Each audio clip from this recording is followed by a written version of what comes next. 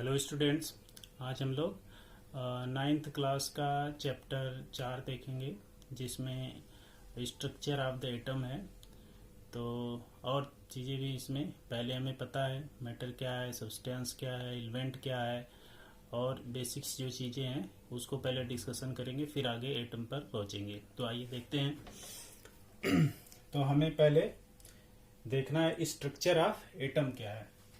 तो structure of atom को देखने से पहले इस एटम तक पहुंचेंगे कि कैसे हम एटम का तक चलते हैं।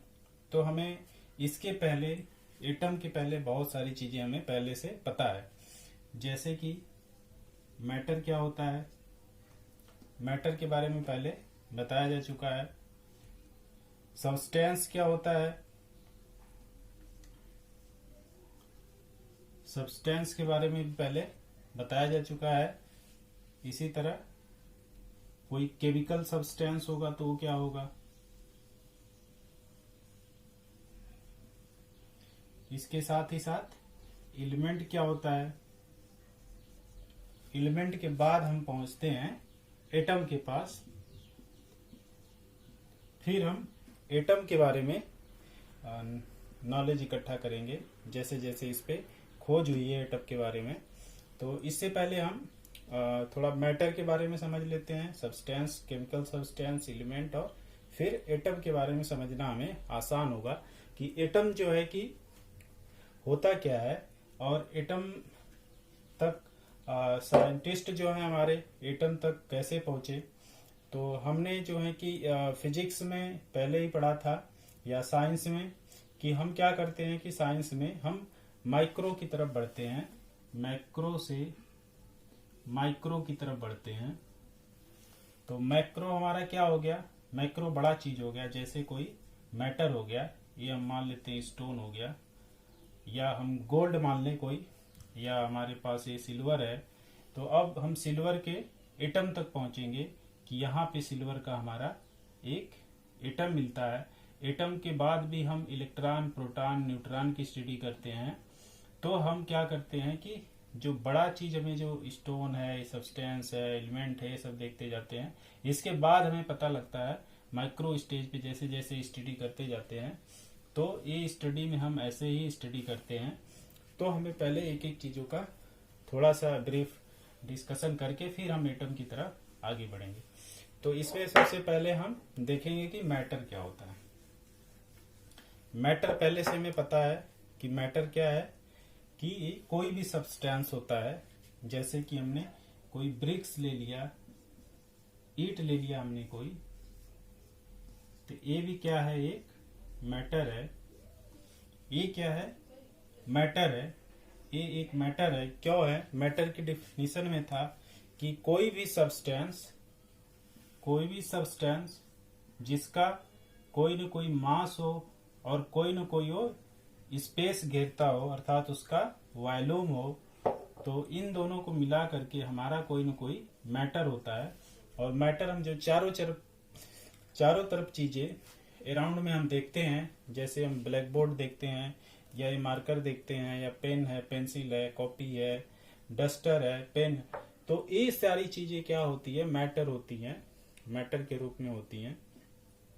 तो हमें मैटर के बारे में ये जानकारी हो गई। अब मैटर के बारे हम चलते हैं कि एक सब्सटेंस क्या होता है। तो सब्सटेंस के बारे में देखते हैं कि सब्सटेंस क्या होता है। बार बार आता है कि कोई वो सब्सटेंस, मैटर को उसको बोलेंगे। मैटर क्या है, कोई सब्सटेंस है जिसमें मास और वॉल्यूम होता है। तो फिर हम देखेंगे कि सब्सटेंस क्या होता है। हम लिखते हैं कि मैटर इज एनी सब्सटेंस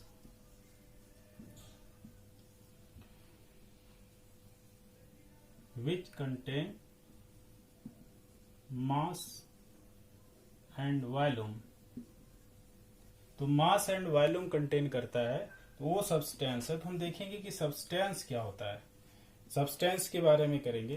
तो सब्सटेंस क्या होता है, सब्सटेंस को बारे में हम देखेंगे कि सब्सटेंस कैसे निकल के आता है। तो सब्सटेंस वो होता है जिसमें कि क्वांटम पार्टिकल भी होता है, क्वांटम फील्ड भी होता है। इसमें क्या होता है सब्सटेंस में, ये क्या होता है कंपोज्ड ऑफ, कंपोज्ड ऑफ का मतलब ये जो दो चीजें इसमें या तो पार्टिकल होगा या तो पार्टिकल्स और फील्ड्स। अब इसके बारे में हमने सब्सटेंस देखा कि ये composed of particles and fields है। इसके बाद हम देखेंगे कि पार्टिकल्स और फील्ड्स क्या होते हैं, उसको कैसे हम समझेंगे कि ये क्या है पार्टिकल्स और क्या है फील्ड्स। तो इसमें जो पार्टिकल्स, पार्टिकल जो बोलते हैं इसको क्वांटम पार्टिकल्स बोलते हैं, क्वांटम पार्टिकल्स या क्वांटम फील्ड्स। तो क्वांटम क्यों बोलते हैं और क्वांटम पार्टिकल्स क्या होते हैं, तो क्वांटम पार्टिकल्स के बारे में देख लें। तो क्वांटम पार्टिकल्स वो होते हैं जो कि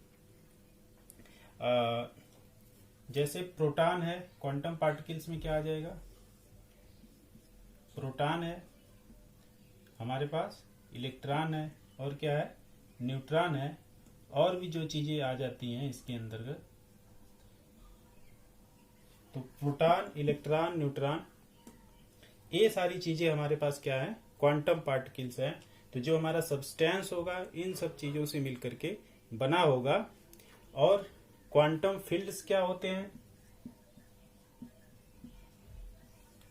ये क्वांटम फील्ड्स क्या होता है, क्वांटम फील्ड्स वो होता है जैसे कि हम एक इलेक्ट्रॉन को, यदि एक इलेक्ट्रॉन को और एक पॉजिट्रॉन को कोलाइड कराते हैं, इलेक्ट्रॉन जो ई माइनस होता है, पॉजिट्रॉन ई प्लस होता है, तो यहां से ये फोटॉन निकलता है, गामा से इसको दिखाते हैं और इसको फोटॉन बोलते हैं। तो जो रेज निकली इसमें रेडिएशन जो हुआ, रेज हुआ, तो वो चीज आते हैं फील्ड इसके अंतर्गत। तो बाद में ये क्वार्क और एंटी क्वार्क बनता है, ये आगे आप लोग पढ़ेंगे।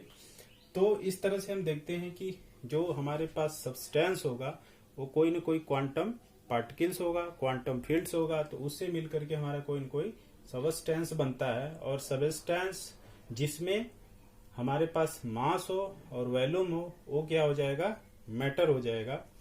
इस तरह से हमने देखा कि मैटर क्या होता है, मैटर जो सब्सटेंस बोले तो सब्सटेंस क्या होता है। अब इसी तरह से अब हम कुछ देखते हैं कि कुछ केमिकल सब्सटेंस होते हैं, हम लोग सब्सटेंस में पढ़ते हैं कुछ केमिकल सब्सटेंस। केमिकल सब्सटेंस क्या होता है, ये भी एक मैटर का फॉर्म ही होता है। उसमें क्या होता है, जो कि कांस्टेंट केमिकल कंपोजिशन होता है और उसको कंपोजिशन वो बदलता नहीं है, तो उसको केमिकल सब्सटेंस बोल देते हैं। इस तरह से हमने देखा कि मैटर क्या है, सब्सटेंस क्या है, और इसमें केमिकल सब्सटेंस क्या है। केमिकल सब्सटेंस वो केमिकल सब्सटेंस के अंतर्गत क्या आएगा कि ये मैटर ही होता है, लेकिन इसके अंतर्गत इसका जो केमिकल कंपोजिशन होता है या कैरेक्टरिस्टिक्स प्रॉपर्टीज होती है वो कांस्टेंट होती है, वो बदलती नहीं है, उसको केमिकल सब्सटेंस बोलेंगे। जैसे H2O है, यह एक केमिकल सब्सटेंस है, इसका जो केमिकल कंपोजिशन है, कैरेक्टरिस्टिक्स है, ये क्या है, यही है, इसको बदल नहीं सकते। तो अब हम देखेंगे कि इसके बाद हमारा क्या बचा, एलिमेंट क्या है, हमारा क्या है एलिमेंट किसे बोलेंगे हम। एलिमेंट भी क्या होता है, यह भी किसी मैटर का बेसिक पार्ट होता है जिसको और तोड़ा नहीं जा सकता सिंपलर फॉर्म में। जैसे कि हम मान लेते हैं कि हमारा गोल्ड है, या गोल्ड ले लेते हैं, क्या हमारे पास गोल्ड है, एक मैटर है, गोल्ड भी क्या है हमारे पास एक मैटर है। अब इस मैटर का हम वो कोई बेसिक पार्ट्स ले लें, बेसिक पार्ट्स ले लिया हमने मैटर का, इसको कोई बेसिक पार्ट तोड़ते हम इसको ब्रेक करते गए और हमने एक बहुत छोटा बेसिक पार्ट्स पाया। और इस बेसिक पार्ट्स को हम यदि, ये क्या है बेसिक पार्ट ऑफ, ये क्या हमारे पास मैटर है, बेसिक पार्ट ऑफ मैटर पहला। और क्या होना चाहिए इसके साथ, जो ये बेसिक पार्ट है इसको हम और सिंपलर फॉर्म में केमिकल रिएक्शन द्वारा न तोड़ पाए। Basic part of matter and it can not be broken by broken into simpler form. Simpler जो है ये बेसिक पार्ट, इसको और सिंपल नहीं कर सकते और तोड़ नहीं सकते, into simpler form by chemical reaction. तो केमिकल रिएक्शन के द्वारा हम इस बेसिक पार्ट को और छोटे पार्ट में नहीं तोड़ पाते, तो उस चीज को हम बोलते हैं कि वो क्या है, एलिमेंट है। तो ये एलिमेंट है, तो एलिमेंट को हम और बेसिक पार्ट्स में नहीं तोड़ पाते।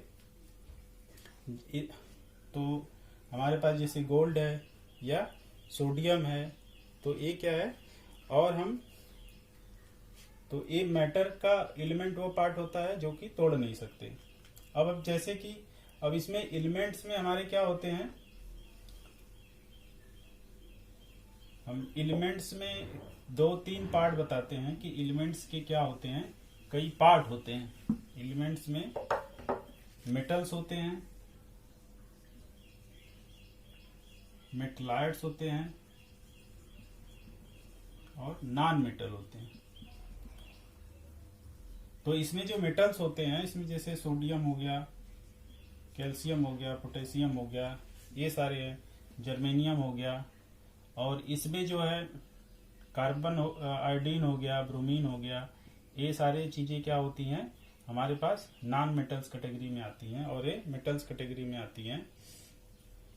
यदि जो हम सोडियम है, जैसे सोडियम हमारे पास क्या है, एक एलिमेंट है। एलिमेंट किस फॉर्म में है, मेटल्स के फॉर्म में। तो सोडियम हमारे पास एक एलिमेंट है, यह किसी न किसी मैटर का पार्ट है।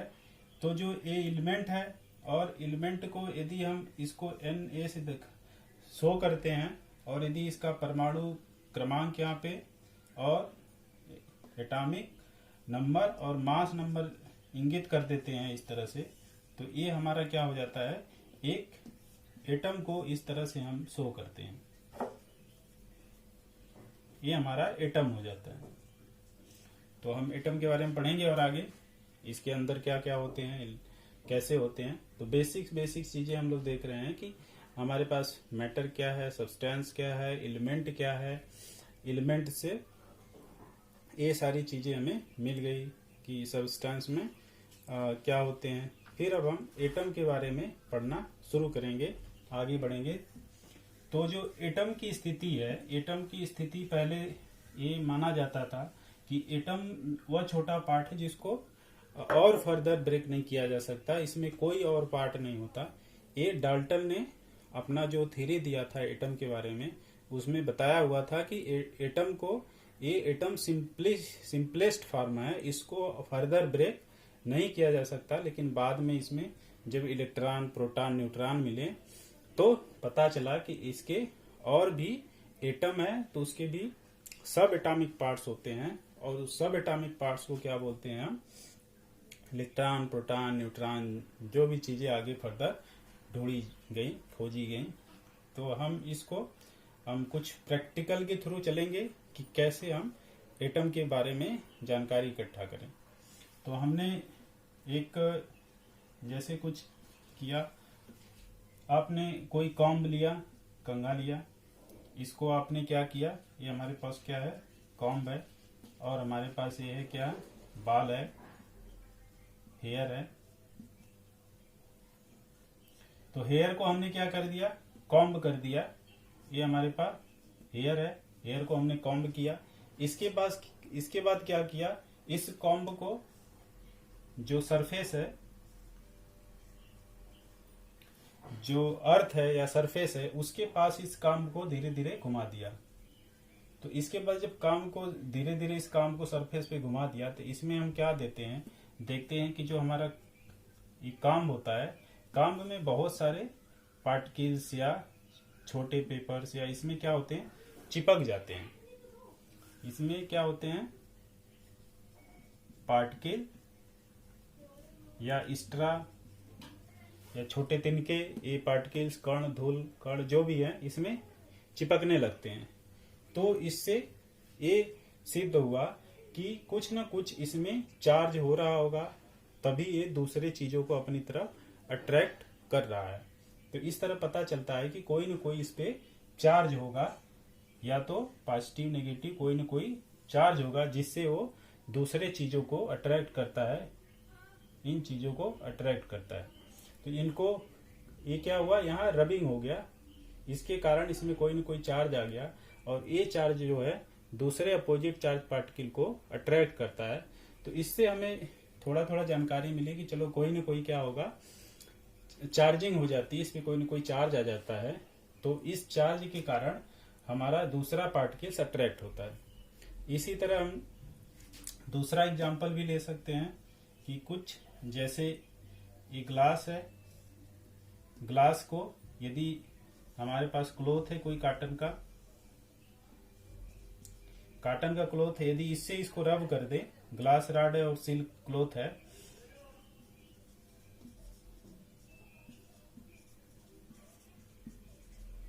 तो इसको यदि रगड़ेंगे तो फिर क्या होगा, यदि ग्लास को यदि किसी बैलून के पास ले जाते हैं तो इन दोनों में रिएक्शन देखते हैं कि ये दोनों या तो अपोजिट जाएंगे या एक दूसरे की तरफ अट्रैक्ट होंगे, तो कोई ना कोई क्रिया होती है। तो इससे पता लगता है कि कोई ना कोई पॉजिटिव नेगेटिव चार्ज होगा, या इस पे कोई पॉजिटिव नेगेटिव चार्ज होगा, जिससे कि ये दूसरे चीजों को अट्रैक्ट कर रहा है। तो ये सिंपल जो थे क्रियाकलाप एक्टिविटीज, इससे ये पता लगा कि जो है कि यदि हम किसी चीज को रब कर देते हैं तो उसमें क्या आते हैं, चार्ज हो जाते हैं वो, और इसको बोलते हैं कि ये इलेक्ट्रिकली चार्ज हो जाते हैं। और एटम जो होता है कोई न कोई चार्ज कंटेन करता है, इसके अंदर भी एटम होंगे, काम के अंदर भी एटम होंगे, क्योंकि कोई न कोई मैटर होगा, उसके अंदर एलिमेंट होगा, एलिमेंट के अंदर हमारे कोई न कोई एटम होंगे। तो जो एटम होगा वो क्या होगा, कोई न कोई चार्ज शो कर रहा है। इसका मतलब एटम जो है न्यूट्रल नहीं है, बल्कि वो कोई न कोई चार्ज शो कर रहा है। इसका मतलब हम उसको फर्दर डिवाइड कर सकते हैं। तो इन सारे एग्जांपल्स से हमें दो कंक्लूजन निकला कि एटम क्या है, पहला कि एटम क्या है, इसको डिवाइड किया जा सकता है, एटम को डिवाइड किया जा सकता है। और दूसरा निकल के क्या आया कि इस पे कोई न कोई चार्ज कंटेन करता है, एटम हैज सम चार्ज। वो चार्ज पॉजिटिव भी हो सकता है, नेगेटिव भी हो सकता है। तो हम इन एक्सपेरिमेंट से ये थोड़ी थोड़ी जानकारी इकट्ठा की हमने कि एटम डिवाइड हो सकता है। क्यों डिवाइड हो सकता है, क्योंकि वो यदि वो चार्ज तभी होगा जब एक कोई चीज अपना वो छोड़ेगा या कोई चीज लेगा, इस हिसाब से वो डिवाइड हो सकता है। और एटम पे जो इसके कारण क्या हो जाता है, कोई न कोई चार्ज आ जाता है। तो अब हम देखते हैं कि हमारे जो साइंटिस्ट थे, उन साइंटिस्ट ने बहुत सारे एक्सपेरिमेंट किए, उसके आधार पे एटम को के बारे में थोड़ी थोड़ी जानकारी इकट्ठा करना शुरू किए। तो और उन्होंने अपना अपना मॉडल दिया, और उस मॉडल के हिसाब से हम आगे बढ़ते गए। तो उसमें अब हिस्ट्री देखेंगे कि 1886 में गोल्डस्टाइन थे एक, 1886 में हम हिस्ट्री देखेंगे कि हिस्ट्री कैसे एटम की चलती है। तो सबसे पहले 1886 में ई गोल्डस्टाइन थे, साइंटिस्ट है ए गोल्डस्टाइन। तो ई गोल्डस्टाइन ने पहली बार ये बताया, 86 में इन्होंने बताया कि जैसे कोई गैस है, यदि इसके अंदर कोई गैस भरी है, यदि हम कोई इलेक्ट्रिसिटी फ्लो करते हैं तो इसमें से क्या होता है कि गैस डिस्चार्ज हो जाता है। इसका मतलब कि यहाँ पे एक रेडिएशन दिखी उनको, एक रेडिएशन दिखा उनको। इन्होंने कहा कि ये क्या रेडिएशन है, ये एक न्यू रेडिएशन इन्होंने पाया, अ न्यू रेडिएशन। इस रेडिएशन को इन्होंने कैनाल रेज बोला। कौन सी रेज बोला? Canal raise. और कैनाल रेज पे क्या होता है? पॉजिटिव चार्ज होता है, और इसी को प्रोटॉन भी बोलते हैं, जिसपे पॉजिटिव चार्ज होता है।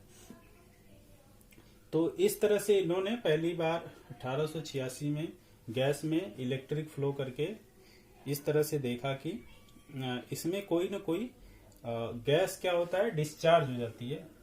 क्या होती है? जो गैस है ये डिस्चार्ज हो जाती है, कोई ना कोई चार्ज इसका खो जाता है।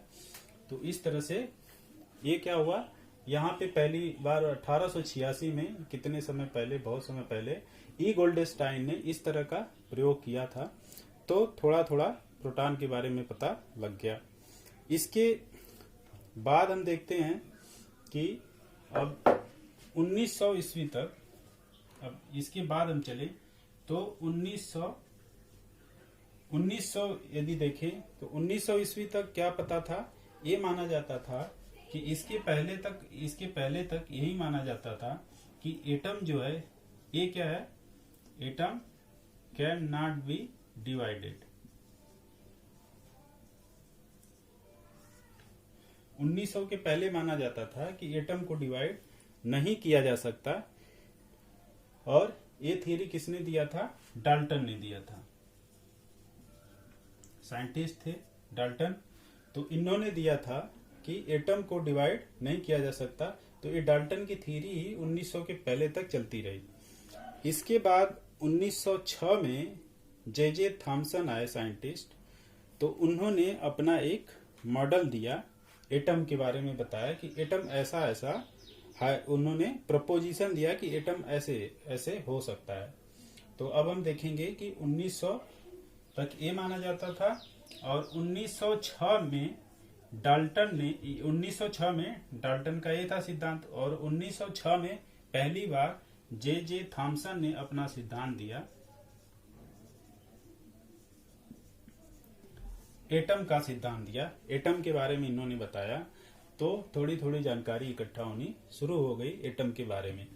तो देखते हैं कि थॉमसन ने एटम का मॉडल क्या दिया, और क्या मॉडल बिल्कुल सही था, क्या इसको लेके आगे बढ़ा गया, या इसको बेस मान करके दूसरे भी खोजें होती रही। तो अब हम क्या पढ़ेंगे? जे थॉमसन का मॉडल जो एटम के लिए इन्होंने दिया था, 1906 में दिया, थॉमसन मॉडल ऑफ एटम। इस थॉमसन ने क्या मॉडल दिया?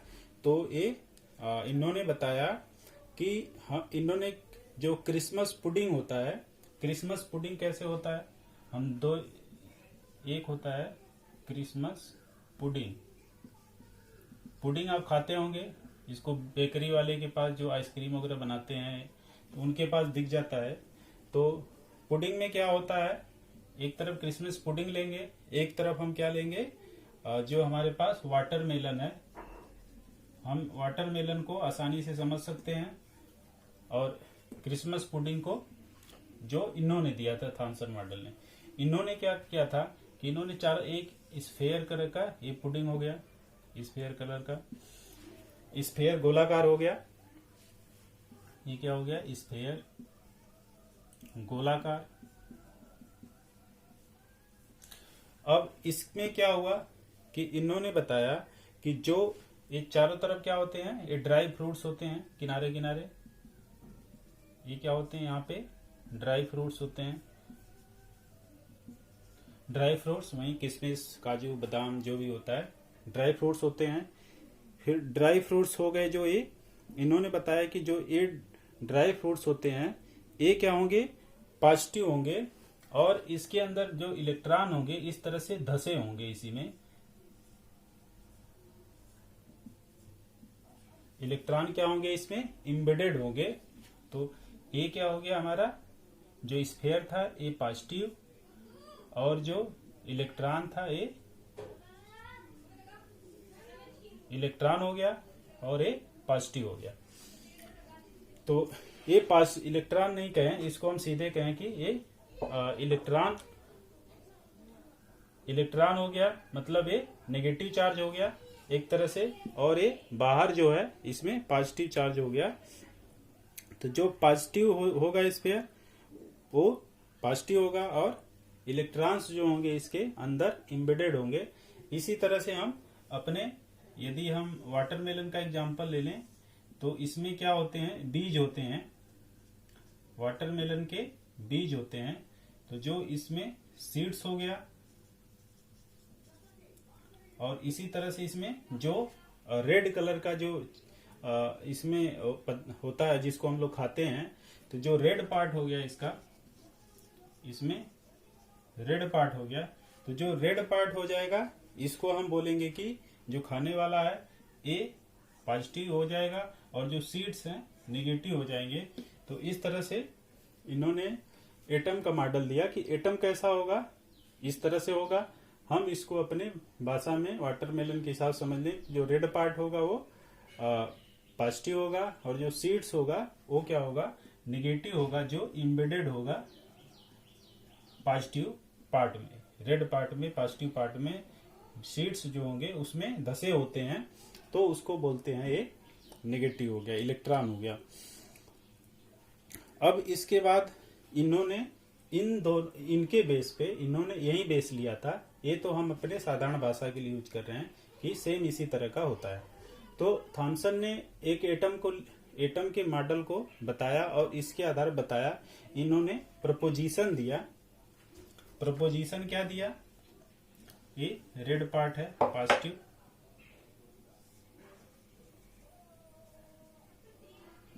तो इन्होंने प्रपोजिशन दिया। प्रपोजिशन क्या होता है, प्रपोजल होता है। प्रपोजल को माना भी जा सकता है, नहीं भी माना जा सकता है। जैसे लड़की देखने जाते हैं तो लोग उस प्रपोजल देते हैं लोग लड़की को कि आर यू मैरी मी, तो are you marry with me, तो प्रपोजल है। प्रपोजल है एक्सेप्टेंस या नॉन एक्सेप्टेंस, दोनों तरह के हो सकते हैं, उस डिपेंडिंग अपॉन द ड्रॉबैक्स, जो भी होगा म्यूचुअल अंडरस्टैंडिंग। तो प्रपोजिशन में इन्होंने जैसे एटम के बारे में बताया कि जो एटम होता है, एटम के बारे में हमें दो चीजें मिली कि क्या बताया इन्होंने एटम को है। पहला ये बताया कि एटम क्या होगा, पॉजिटिवली चार्ज स्फेयर है हमारे पास, पॉजिटिवली चार्ज्ड स्फेयर। और दूसरा क्या है, इलेक्ट्रॉन क्या है, इसमें जो इलेक्ट्रॉन है embedded in positively charge sphere in it. इसमें जो है एम्बेडेड है, इसमें धसा हुआ है, घुसा हुआ है। और जो दूसरा इन्होंने बताया कि जो इलेक्ट्रॉन के जो चार्ज हैं, जो इलेक्ट्रॉन चार्जेज हैं, जितने भी इलेक्ट्रॉन चार्जेज होंगे, जो इनकी संख्या होगी, उतने ही हमारे पास प्लस चार्जेज होंगे। तो इससे हमें कंक्लूजन क्या निकलता है, यह चीज बताता है। इसका मतलब हुआ कि जो एटम है, एटम क्या है, ये न्यूट्रल है। जब पॉजिटिव के बराबर नेगेटिव हो जाएगा, इसका मतलब हुआ कि एटम क्या है, नेगेटिव है। अब इसमें हम अब देखेंगे कि इसको एक्सेप्ट किया गया कि नहीं एक्सेप्ट किया गया। इसको एक्सेप्ट नहीं किया गया, इसका ड्रॉबैक्स था, क्योंकि जो न्यूट्रलिटी थी, और साइंटिस्टों ने रिसर्च किया, तो जो ये न्यूट्रल सिद्धांत था कि कितने पॉजिटिव हैं, कितने नेगेटिव हैं, कैसे हैं, इसके बारे में मॉडल ने नहीं बता पाया, और ये मॉडल को ड्रॉबैक्स के आधार पे एक्सेप्ट नहीं किया गया। फिर इसके बाद हम आगे पढ़ेंगे रदरफोर्ड का मॉडल, जो कि और सारी जानकारी हमारे एटम के बारे में देगा। तो आगे इसको अगले वीडियो में देखेंगे। Thank you.